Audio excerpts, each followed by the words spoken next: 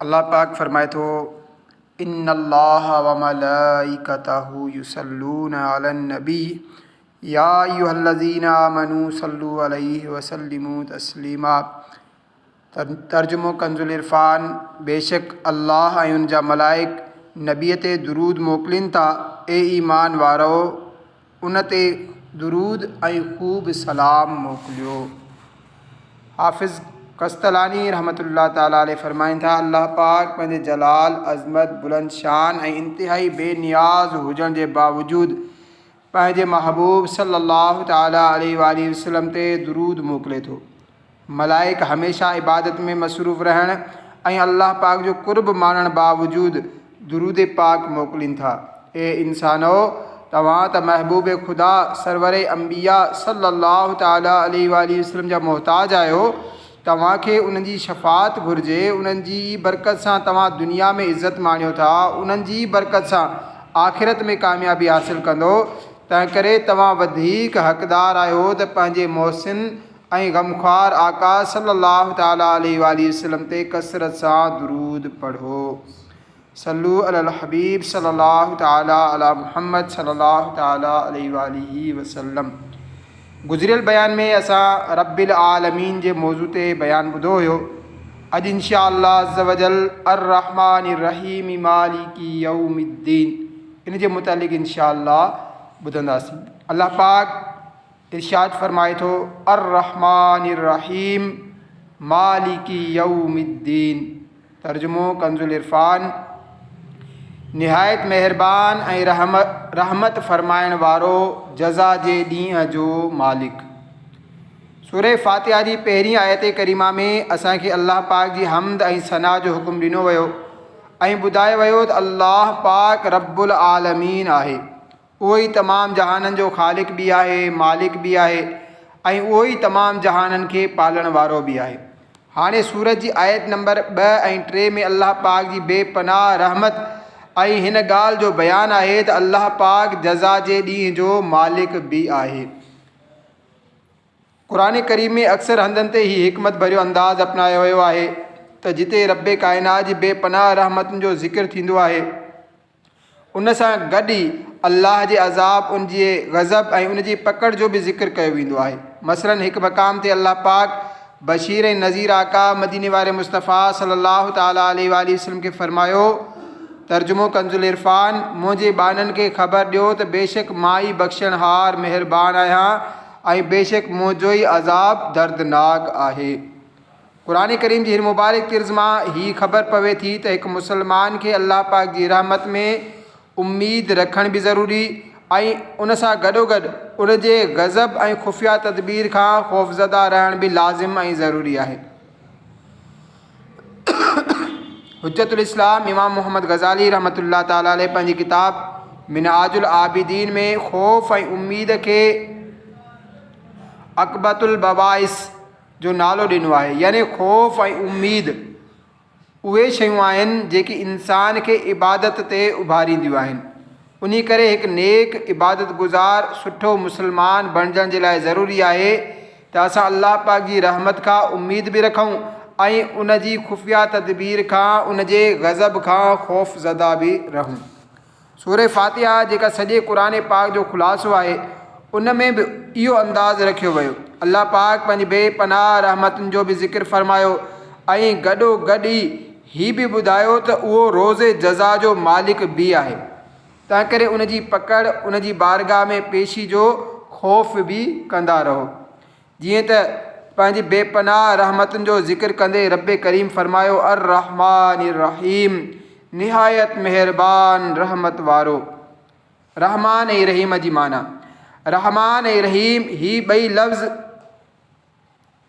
ॿई अल्फाज़ लफ़्ज़ रहम मां बणिया आहिनि। रहम जी माना आहे महिरबानी करणु, फ़ज़ल ऐं एहसान करणु। उलमा किराम फ़रमाइनि था अल्लाह पाक पंहिंजी बेपनाह रहमतुनि जे बयान जे लाइ पंहिंजिन ॿिनि सिफ़तुनि रहमान ऐं रहीम खे ज़िक्र फ़रमायो। हिन में इशारो आहे त अल्लाह पाक जी रहमत संदसि गज़ब ते हावी आहे ऐं हदीस कुदसी में आहे सबक़त रहमती अला गज़बी, मुंहिंजी रहमत मुंहिंजे गज़ब ते सबक़त रखे थी। हदीस जे मशहूर किताबनि बुखारी शरीफ़ ऐं मुस्लिम शरीफ़ जी रिवायत में आहे, रहमत आलम सल्लल्लाहु अलैहि वसल्लम फरमायो, अल्लाह पाक जो 100 रहमतूं आहिनि, उन्हनि मां सिर्फ़ु हिकु रहमत अल्लाह पाक जिन्हनि, इंसाननि, जानवरनि ऐं कीड़नि मकोड़नि वग़ैरह में लाथी। उन सबबु ही पाण में हिक ॿिए ते रहम कनि था। यानी हिन दुनिया में जिते बि जंहिं अंदाज़ सां बि रहमत, भाईचारे, एहसान ऐं महिरबानी जा रवैया मौजूदु आहिनि, उहो सभई अल्लाह पाक जे सिर्फ़ु हिकु क़िस्म जी रहमत जो असरु आहे। माउ पंहिंजे ॿारनि सां प्यारु कंदी आहे, हीअ बि उन रहमत इलाही जो ज़ुहूर आहे। पीउ जे दिलि में पंहिंजे ॿारनि जे लाइ शफ़क़त आहे, हीअ बि उन रहमत जो ज़ुहूर आहे। झिरकी पंहिंजी चुंभ में दाणो खणी कई मेल उॾामंदी आहे, आख़िर में पहुची पंहिंजे ॿार जे वात में दाणो विझंदी आहे। हीअ प्यार, मोहब्बत, हीअ ईसार, हीअ क़ुर्बानी जो जज़्बो बि उन रहमत इलाही जो ई ज़हूर आहे। एसि ताईं जो वहशी जानवर, शींहं, चीतो वग़ैरह जिन जो कम ई चीर फाड़ करणु आहे, उहे बि पंहिंजे ॿारनि ते महिरबान हूंदा आहिनि। हीअ सभई उन रहमत जो ज़ुहूर थी रहियो आहे। रहमतुल्लिल आलमीन जनाब सादिक़ो अमीन सल्लल्लाहु तआला अलैहि वसल्लम फरमायो, हिन दुनिया में अल्लाह पाक पंहिंजी 100 रहमतुनि मां सिर्फ़ु हिकु रहमत लाथी आहे।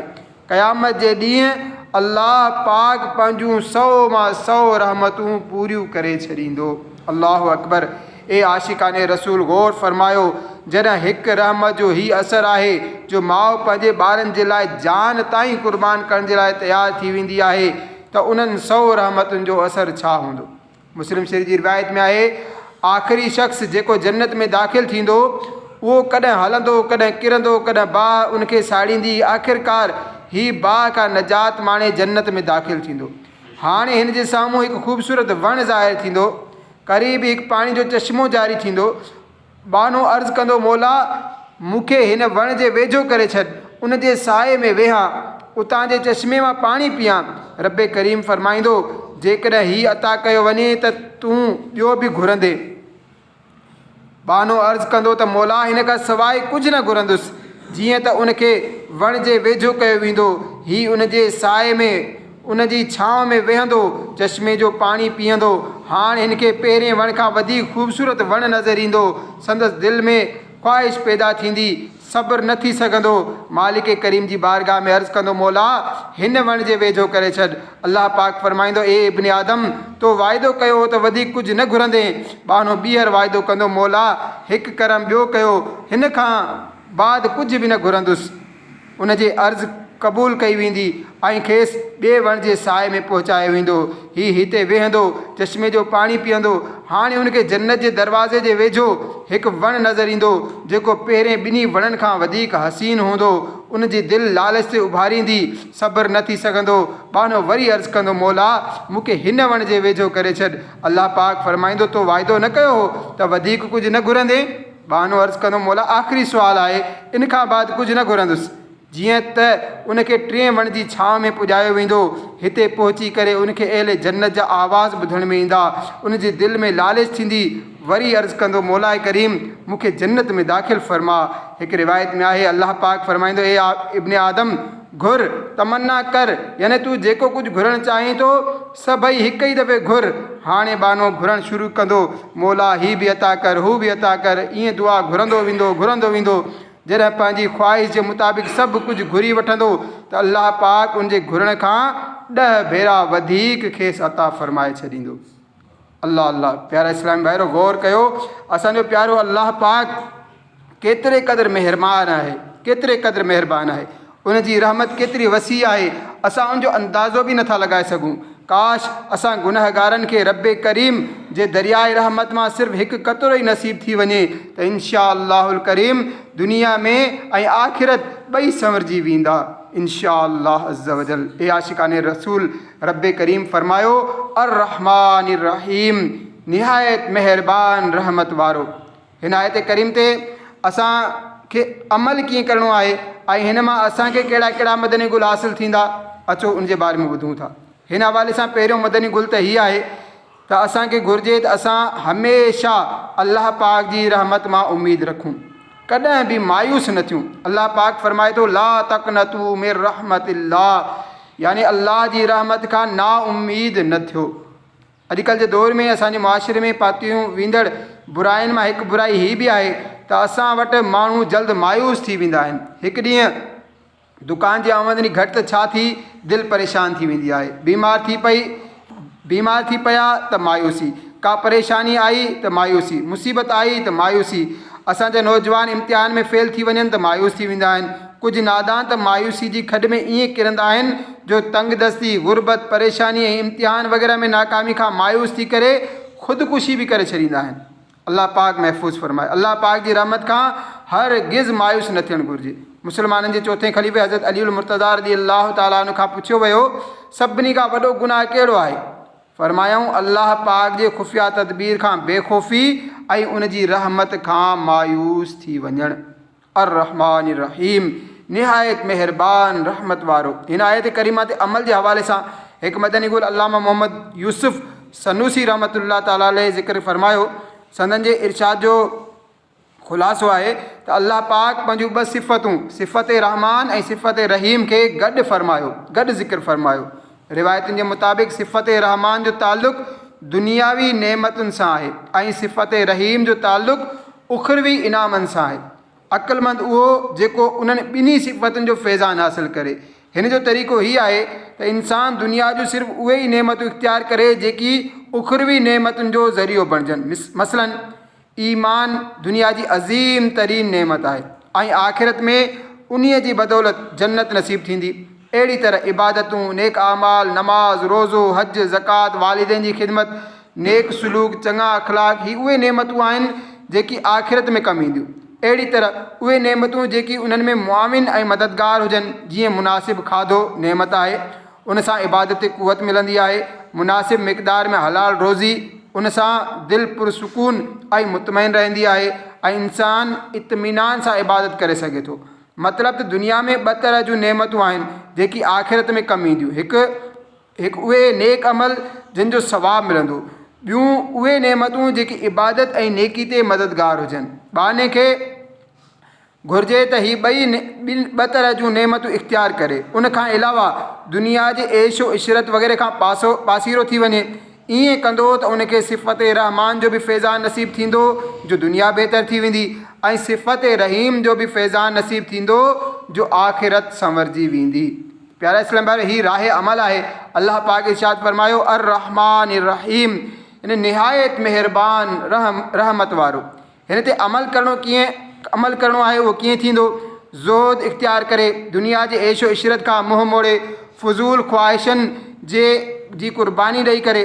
जेकॾहिं ही कुर्बानी ॾींदो, दुनियावी ऐशो इशरत, मालो मता जी महबत दिलि मां कढंदो त इंशा अल्लाहुल करीम अल्लाह पाक जी सिफ़त रहमान ऐं सिफ़त रहीम ॿिन्ही जो फैज़ान मिलंदो ऐं अल्लाह पाक चाहियो त ॿिन्ही जहाननि में कामयाबी मुक़द्दर बणिबी। अल्लाह पाक जे नबी हज़रत ईसा अलैहिस्सलातु वस्सलाम फरमायो, जन्नत जी तमामु नेमतुनि खे जेकॾहिं ॿिनि लफ़्ज़नि में बयानु कयो वञे त उहे ही आहिनि। पहिरियों राहत, छो त जन्नत में राहत, सुकून ऐं आराम हूंदो, ऐं ॿियो ख़्वाहिशूं, छो त जन्नत में इंसान जी हर ख़्वाहिश पूरी थींदी। पोइ ही ॿ शयूं यानी राहत ऐं आराम ऐं दुनियावी ख़्वाहिशूं हिन दुनिया में छॾे ॾियो। अल्लाह पाक चाहियो त जन्नत में दाख़िला मिली वेंदी। हज़रत मालिक बिन दीनार रहमतुल्लाह ताला अलैहि फरमाइनि था, मूंखे मुंहिंजे उस्ताद साहिबु फरमायो, ए मालिक, जेकॾहिं अल्लाह पाक जो कुर्ब चाहियो था त पंहिंजी ऐं दुनियावी ख़्वाहिशुनि जे विच में लोह जी दीवार बीहारे छॾियो। अल्लाह पाक असांखे दुनिया जी महबत, हितां जे ऐशो इशरत ऐं फ़ुज़ूल ख़्वाहिशुनि खां महफ़ूज़ फरमाए। आमीन। सूरह फातिहा आयत नंबर 3 में अल्लाह पाक फरमायो, मालिकी यौमिद्दीन, यानी जज़ा जे ॾींहं जो मालिक। ही ख़ौफ़ जो मक़ाम आहे। पहिरियां रहमत जो ज़िक्र थियो, ॿुधायो वियो त अल्लाह पाक रहमान बि आहे, रहीम बि आहे, उन जी रहमतुनि जी का इंतिहा न आहे। हाणे फरमायो थो वञे मालिकी यौमिद्दीन, हू जज़ा जे ॾींहं जो मालिक बि आहे। उन जी रहमत ते आसिरो करे बेलगाम न थी वञो, बल्कि यादि रखो हिन दुनिया खां बाद बि हिकु जहान आहे। मरण खां पोइ असांखे उथारियो वेंदो, सिज सवा मेल ते रही करे बाह वसाए रहियो हूंदो। ही 50,000 सालनि जो ॾींहुं हूंदो जंहिंखे यौमिद्दीन यानी जज़ा जो ॾींहुं चयो वेंदो आहे। उन ॾींहुं अदल क़ाइमु थींदो। दुनिया में आर्ज़ी तौर ते ॿाननि खे बि हुकूमत ऐं इख़्तियार ॾिना विया आहिनि। उते सिर्फ़ु अल्लाह पाक ई मालिक हूंदो। हिन दुनिया में जुर्म खां बचण जा खोड़ रस्ता आहिनि।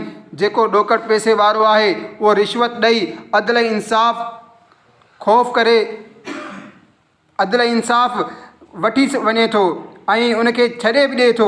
जेको तेज़ ज़बान वारो आहे उहो उबता सुबता दलील ॾेई करे बचण जी राह बि कढी वठंदो आहे। को नाजाइज़ सुफ़ारिश जे ज़रिए सज़ा खां बची बि वेंदो आहे।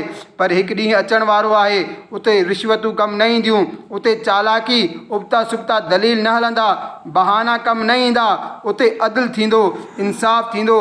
अल्लाह पाक इरशाद फरमाए थो, तर्जुमो कंजुल ईमान, मुजरिम आरज़ू कंदो काश उन ॾींहुं अज़ाब खां छुटकारे जे एवज़ पंहिंजा पुट ॾेई छॾे ऐं पंहिंजी घरवारी ऐं पंहिंजा भाइर ऐं पंहिंजो उहो कुटुंब जेको उनखे पनाह ॾिए थो ऐं जेतिरा माण्हू ज़मीन में आहिनि समूरा, पोइ उहो बदिलो ॾियणु उनखे बचाए वठे। यानी उन ॾींहुं मुजरिम चाहींदो त मूंखां फ़िदियो वठी करे मूंखे छॾियो वञे, मुंहिंजा पुट, मुंहिंजा भाइर, मुंहिंजा दोस्त, मुंहिंजो सॼो कुटुंब, एसि ताईं जो दुनिया जो सॼो माल ऐं दौलत वठी करे मूंखे अज़ाब खां निजात ॾिनी वञे। रिवायत में अचे थो, क़यामत जे ॾींहुं हिकु शख़्स खे बारगाह ख़ुदाबंदी में आंदो वेंदो, उनखे संदसि आमाल नामो ॾिनो वेंदो। हू उन में खोड़ गुनाह ॾिसंदो, पोइ अर्ज़ु कंदो, या इलाही मूं ही गुनाह कया ई न आहिनि। अल्लाह पाक इरशाद फरमाईंदो, मूं वटि हिन जा मज़बूत गवाह आहिनि। उहो बानो पंहिंजे साॼे खाॿे ॾिसंदो पर कंहिं गवाह खे ॾिसी न सघंदो ऐं चवंदो, या रब उहे गवाह किथे आहिनि? त अल्लाह करीम उनजे उज़वनि खे शाहिदी ॾियण जो हुकुम ॾींदो। कन चवंदा, हा असां हराम ॿुधो ऐं असां हिन ते गवाह आहियूं। अखियूं चवंदियूं, हा असां हराम ॾिठो। ज़बान चवंदी, हा मूं हराम ॻाल्हायो हो। अहिड़ी तरह हथ ऐं पेर चवंदा, हा असां हराम ॾांहुं वधिया हुयासीं। अल्लाह अकबर। गौर फरमायो, जॾहिं पंहिंजा उज़वा हथ, पेर, अखि, ज़बान वग़ैरह ई पंहिंजे ख़िलाफ़ु शाहिदी ॾियणु लॻनि त ॿुधायो बाक़ी बचण जी राह कहिड़ी हूंदी। उन करे क़यामत जे ॾींहुं सख़्तु हौलनाक ॾींहुं आहे।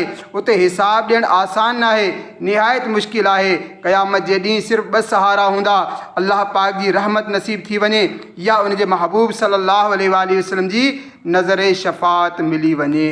अल्लाह तबारक व तआला खां दुआ आहे, जेको कुझु ॿुधो